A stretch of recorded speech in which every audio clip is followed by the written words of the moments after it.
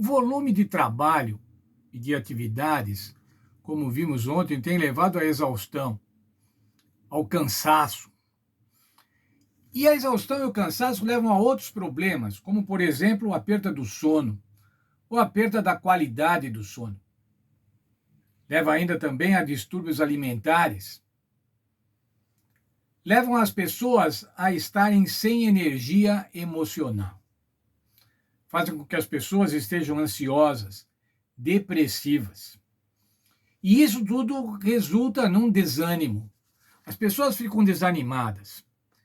Muitos, nessa busca de ânimo, vão atrás de drogas e atrás de álcool, drogas ilícitas e drogas lícitas. Alguns ficam viciados em remédios. Muitos vão procurar ajuda profissional, vão a psicólogos, a psiquiatras, para que recebam medicações antidepressivos, ansiolíticos. E pior de tudo, irmãos, ainda tem gente que quando vê alguém depressivo, especialmente quando vê um cristão depressivo, fala assim, mas você não pode ter depressão. Você é cristão. Ore. Isso é falta de fé. Você tem que ter fé. Tá certo, irmãos, nós temos que ter fé. Mas falta de ânimo, irmãos, depressão, não tem nada a ver com fé, irmãos. Tem a ver com as nossas condições físicas, com as nossas condições químicas, com a química do nosso corpo. E é preciso medicação, é preciso tratamento. É preciso, além da oração, irmãos, é preciso buscar tratamento especializado. E as pessoas falam, você tem que se animar. Olha, irmãos, falar para alguém que é depressivo, que está com depressão, que ela tem que se animar. É a mesma coisa que falar com alguém que está com uma fratura na perna e falar assim, corre um pouquinho que passa. Não é ridículo isso, irmãos? Falar para alguém que está com uma fratura, falar, corre que passa. Não passa porque é falta de fé. Não, quando alguém tem uma fratura, você procura, você põe gesso, você tira radiografias, você põe gesso, você imobiliza. Você dá analgésico para que não doa. E muitas vezes, quando as pessoas estão depressivas, além do problema seríssimo da depressão, bons cristãos, cristãos piedosos, ainda acrescentam a isso, falam assim, você está tendo isso porque você não tem fé. Pode não falar diretamente, mas fala às vezes nos discursos com outras pessoas, e isso fere as pessoas. Será, irmãos, que um crente não pode ficar depressivo? Um crente não pode sofrer de desânimo? Não pode estar desanimado? Não pode estar ansioso? Um crente não pode ser bipolar? Um crente não pode ter males psíquicos? Veja, irmãos, o exemplo, que exemplo para nós. O secretário de Jeremias, um homem piedoso, Baruque, está lá no livro de Jeremias.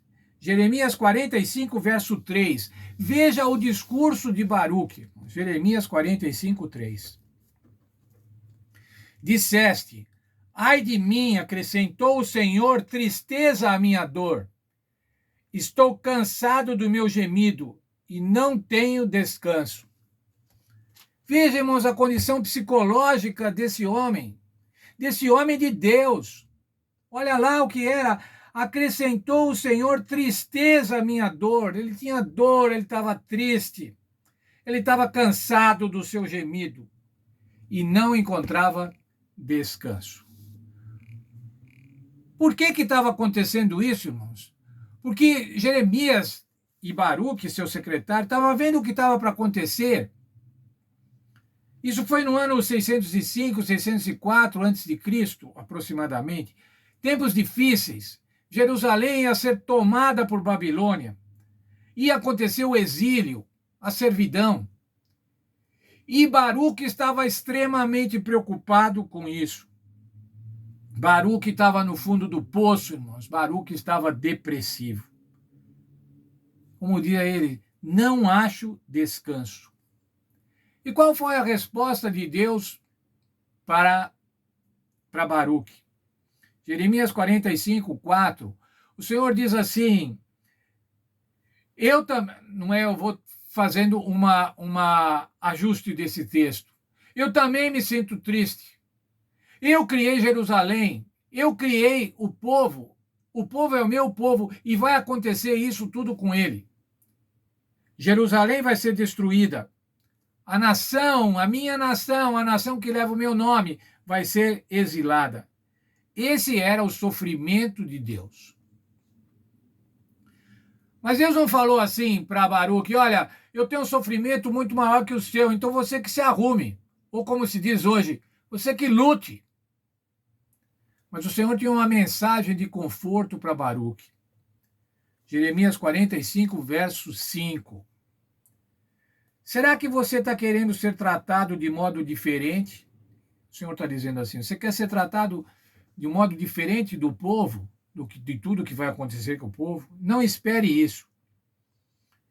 E o Senhor diz assim: eu farei a desgraça cair sobre toda a humanidade. O Senhor estava dizendo: os problemas que vão acontecer, os males que vão acontecer, vão cair sobre todo o povo, inclusive sobre Baruque.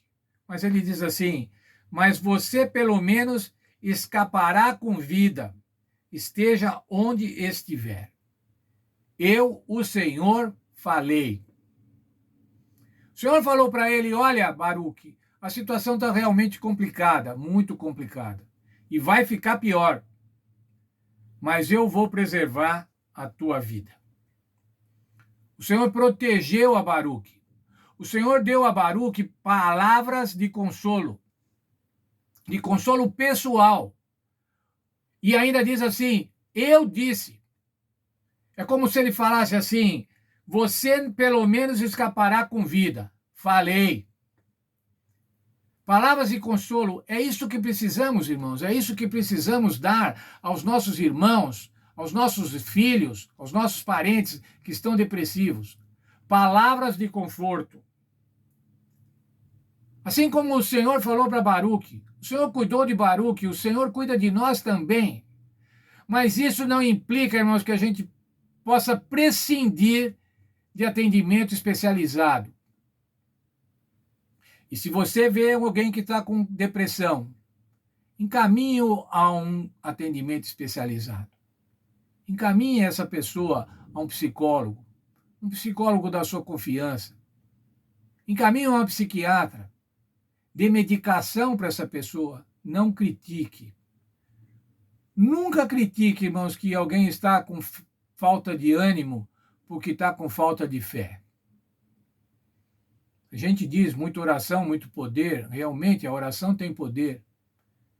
Mas a oração, irmãos, pode ser muito bem auxiliada, também com a medicação adequada.